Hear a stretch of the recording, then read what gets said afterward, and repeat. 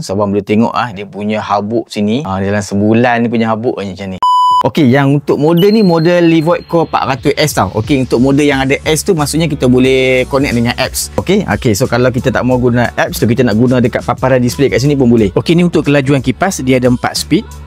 Atau kita boleh ambil je auto. Kipas akan bergerak mengikut warna kat sini. Biru yang paling pelan, maksudnya udara okey. Hijau yang sederhana. Dan merah untuk kipas yang paling maksimum, maksudnya udara persekitaran waktu tu tak cantik lah. Okey, dia ada teknologi Asset Plus ni tau. So kat sini lah yang akan detect kita punya persekitaran dan akan diberitahu melalui warna dekat sini. Kalau pakai model ni, so kita ambil je auto, tinggal je kat situ. Okay, so ini untuk lampu, kita nak tidur kita boleh tutup. Okay, so kat sini kita untuk child lock, so anak-anak tak boleh tekan lah kalau kita lock kat sini. So ni untuk timer, contoh kita letak 2 jam, lepas 2 jam so dia akan auto off lah. Okey, ni indikator untuk filter. So kalau dia naik warna merah, sepatutnya kita dah kena ganti lah. Okey, dan filter ni kita boleh je beli berasingan mengikut model. Tapi kalau kita tak ganti, kita hanya cuci je filter ni, dari segi penapisan secara keseluruhan tu dia akan kurang efisien lah. Sebab filter daripada Levoit ni dia menggunakan teknologi HEPA filter tau, dengan 3 penapisan. So maksudnya dia akan tapi dari segi habuk yang besar, habuk yang kecil sekecil 0.3 mikron, dan juga asap ataupun bauan yang kurang menyenangkan. Okey bang, dia punya filter ni pun kalau kita nak cuci ke ataupun nak ganti, abang buka je bawah ni. Okey, so abang keluarkan, just sapu je buih kat sini. Okey, so nak masukkan, just masuk je macam ni